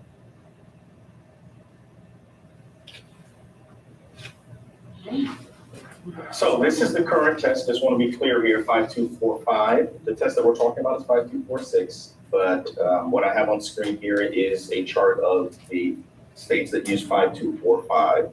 Just wanted to use this as a reference point. This has, again, nothing to do with the cut score that we're talking about today, but just wanted to share with you. This is a new test that's going to be released. So with these are the states that are going to be transitioning to the new test. But because I don't have that state information just yet, I wanted to share with you what the transition would look like. These are the current users of 5245 who will be transitioning, just like Virginia, to 5246 next year.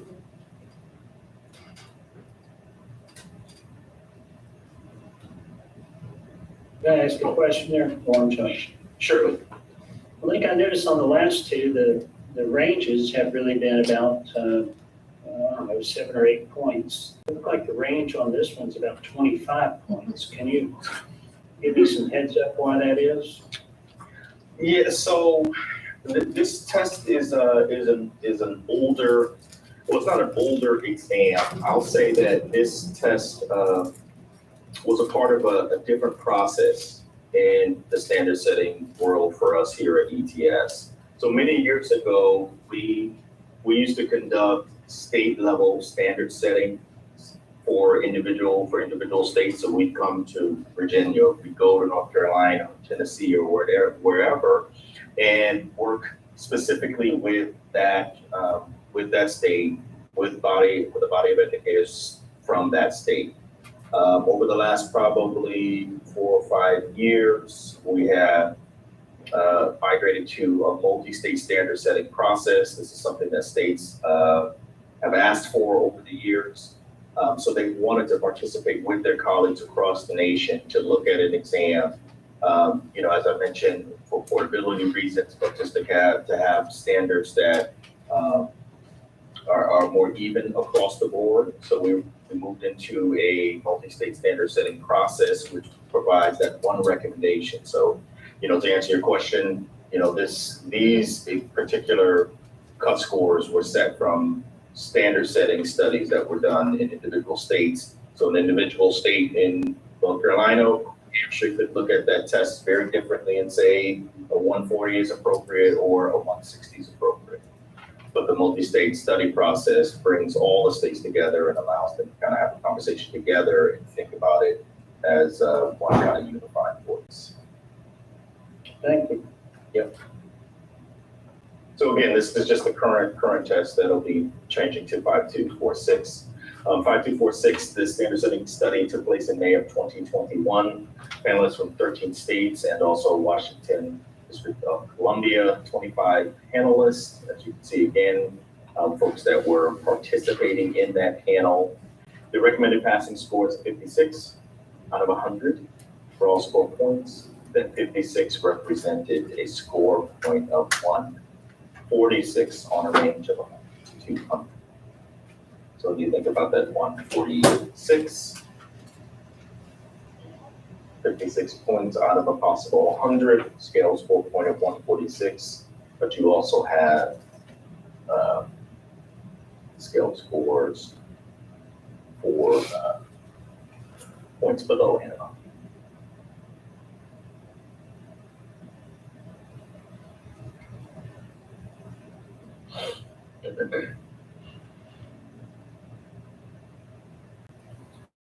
Any questions for Malik about this process of determining the passing score? Just a technical edit for the cover sheet for this one. For the year 2021, but the test code, looks like it needs to be corrected to end with 4 and 6. Got it, thank you.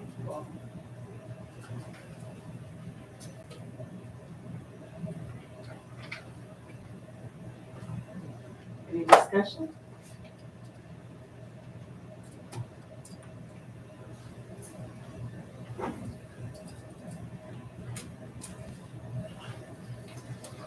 I looked up and saw that the teacher shortage is critical for this year. Secondary sciences probably are on the list, right behind mathematics is number 5 and 6. So I just want to throw that information out.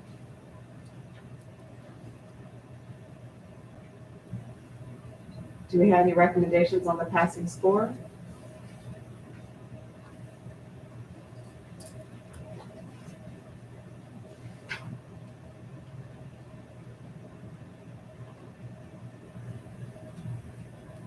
How does the recommended passing score compare to what the old passing score was on our previous chemistry test?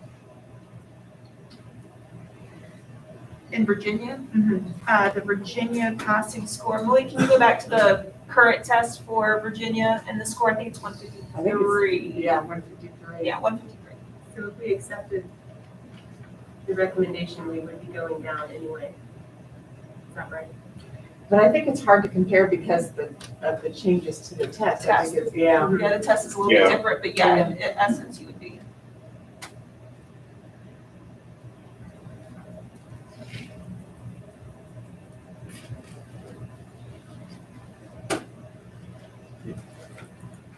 Malik, Yes, sir. the lack of sample test questions is because this one is getting ready to be rolled out, is that correct? Yes, this has Okay. not been released yet. Okay, all right, that really helped me with the high school math and the middle school math to see some of what was being asked on the test. I honestly don't feel like I can speak to anything other than what the recommended score is on this. I mean, I don't know anybody else. And we don't have to make the recommendation at this meeting. If we feel like we don't have enough information and we need the study companion to make that happen, then we can wait for it, because this test isn't actually out live right now. And so that also is an opportunity for us. We can, no action can be taken on this until further information. I do have a question about the current test. Maggie? Yes. Oh, sorry. No, I was just gonna say, if you want to set up something similar to what we did with math, over this last year for chemistry when it's available, we can certainly do that. That will help. In terms of having Virginia educators actually look at the chemistry questions. Well, we did have Virginia sit in on this multi-state study. He's referring to the study companion. That's not available yet because the test hasn't been released. And so, he was kind of doing those practice questions at the end. And so we don't have that out in the open yet.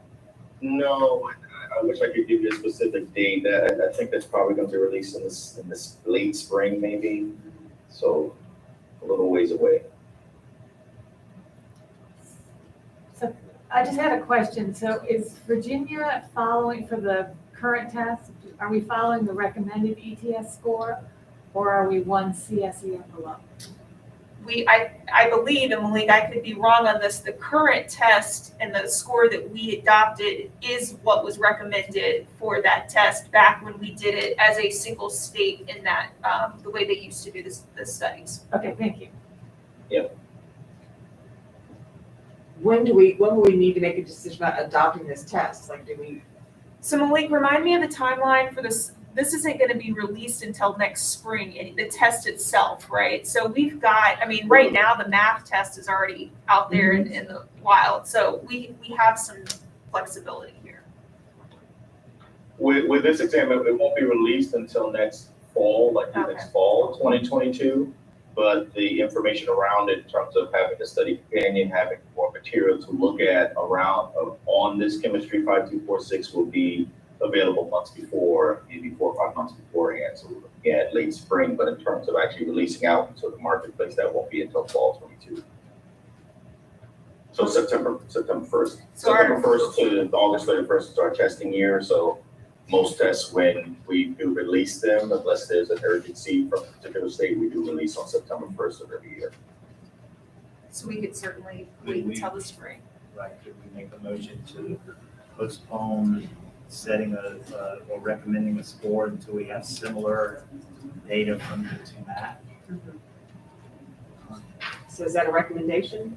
I'm asking. Yeah. Well, I mean, we can just table it and then we don't have to put any like restrictions on Correct. to do it. We can table it. Okay. See how easy that was? Yeah, see, that was so nice. Okay. Vote to table it? Do we need to vote? to Yes, table we it? do. Okay. Do we need a motion to table it? Okay, I need a. I move to table this. Thank you, Sarah. I second. All right.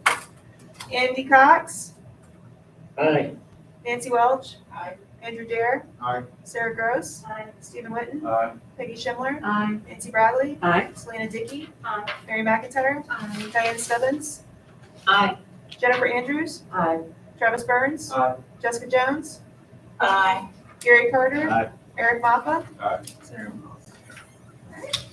Okay, I want to thank Malik for presenting today. We appreciate your time and expertise. You've been very helpful. With the action items, we move on to Thanks, liaison reports. I believe there's a report from the Virginia Community College System. Dan? Dan is not here. Oh, Dan okay. provided the written report for you. Everybody has a copy. Our members at home, I'll forward you a copy, and for our public, I'll go ahead and make sure that that's incorporated into our minutes.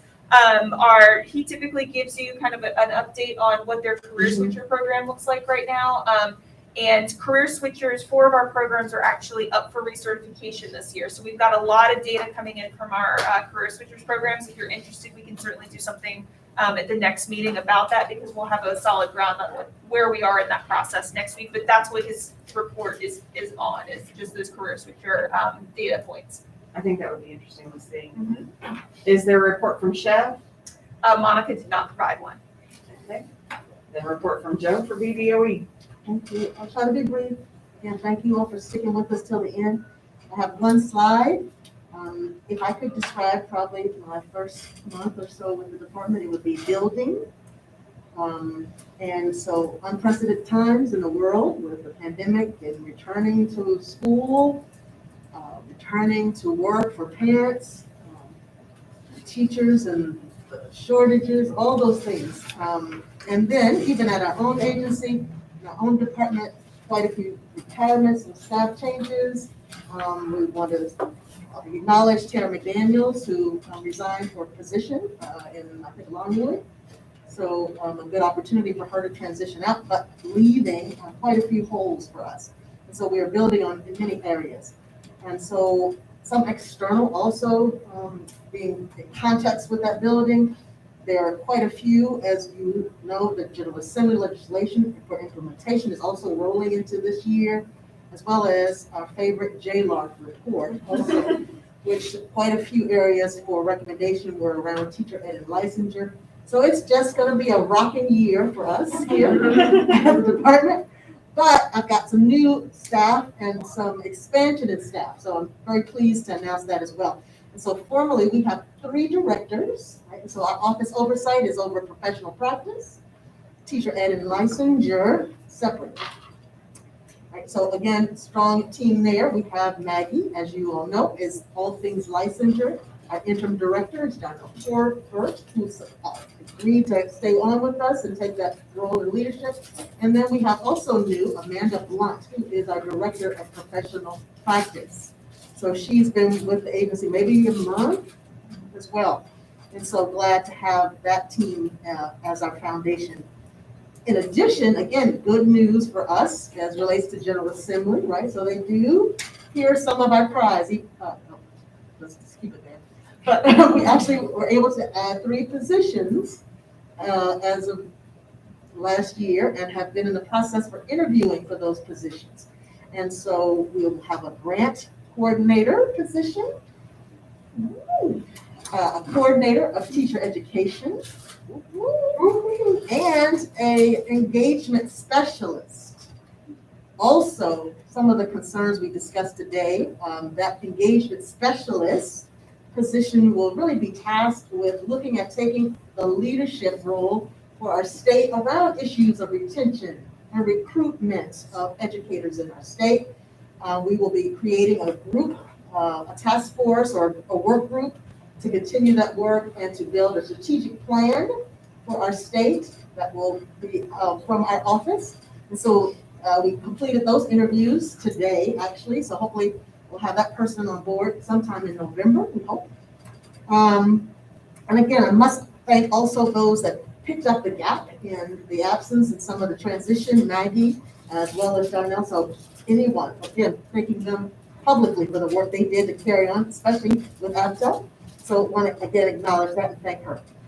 So other priorities, especially around some of the General Assembly and other JLARC recommendations. Also good news, you're going to be hearing more about the upgrade to our licensure system, right? So we know with building, there's often sometimes dismantlement, right? And some renewed innovations that also will come with that building. So that's how we're looking at it, looking at the positive influence of those things. So you'll hear some more about that update of the licensure system, but we've got some public things coming this in 2021 even. We already have where individuals can pay online, right? I know it's 2021. So again, want to continue to encourage her, and you'll hear more about that.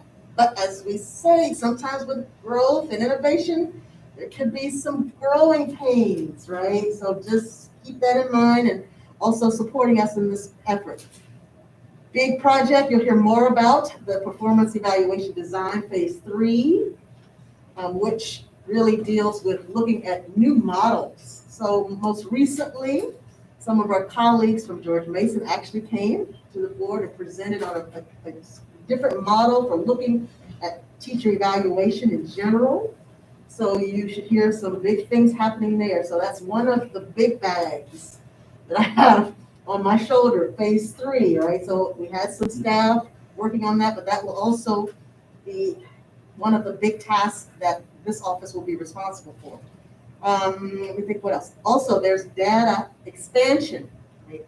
And so that's also part of what we also working on that innovation with the data collection and how we're going to use the data to inform our practices. So some of those things, again, will require some growth and innovation, but you'll hear more about that and the changes in some of the old collection tools that we have. The exit survey, I think probably this group was introduced to that many years ago. So that has come to fruition. This year was the first time in a package combination survey, which was a replacement of the supply and demand report that many of you may be familiar with. It's now a position and exit survey. So gathering data about the teachers at that one, I guess it's a month of time between October and December, a snapshot of those that exited to get some data on why they exited. So this will be the first time we have that data. So multiple stakeholders are very interested in that. So again, that's another wagon that we're going to be pulling along with us. But all good news, as you know. And I'm trying to think what else. There's work being done on the mentor guidance document. So that's already been approved, and you'll see and hear more about that. Again, just a guidance. A new calculation for the funding for the division mentor grants, we call them per se, was implemented for the first time this 2021 as well. Yeah, lots happening in these last couple of months, huh? Also, you can look forward to hearing more about some of the new programs that our IATs or EPPs have brought forth to try to address some of the need in our state, as well as existing accreditation programs, and also the biannual report. You'll hear more about that in the coming months, which is one way that the colleges confirm their meeting standards using data for benchmarks for state approval. So you'll hear more about that in a couple of weeks. So I did pretty well in my 4 minutes. Very well. And so you've got the slides to kind of remind you of some of the big projects and things that you'll hear more about coming forward. So we've got quite a bit going on, as you can see and can imagine. But thank you so much as we grow together, and appreciate always those around the table. We're glad to have you here too. Are there any other announcements or items to discuss? Yes. I know we're over time and I beg your forgiveness for just 2 minutes, but I've really been reflecting on what you said, Travis, and you know, I've been on ABTEL since 2017. I replaced somebody's, or completed somebody's term and then served a term from 18 to 21 and now I guess in my second full term. And Joan, we're so excited to have you, although it was our loss in the School of Education. But, you know, as I said to you, if we're going to lose you, it's great to lose you to the entire state because you're absolutely outstanding. And I was looking over kind of our charge and, you know, we serve as this advisory board, but it's always perplexed me that at all of our meetings, it's very prescriptive. And I was really thinking about what Travis said, and if we're here to make recommendations, you know, is there room for us to have space for conversation opposed to being so prescriptive about approving things that's brought to us? I don't feel like we're generating anything, and I feel like, and I don't know the details and the backgrounds of everybody on the board, and we have an outstanding board, but I get a sense that we have more people who are tactical, on the ground, on the front lines people. So not for discussion, we're over time, but I don't know if it could be an agenda item, but I would love to see if space could be created for us to try to tackle some big questions and come up with some recommendations. So certainly can do that, and also remember there are 2 committees, standing committees that work outside of these meetings also. But certainly can do that.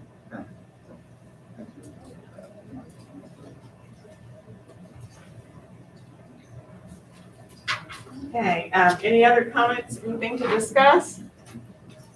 All right, thank you to all who participated today. Our next meeting will be November 15th, 2021, which is in just a couple of weeks. Can we have a motion to adjourn?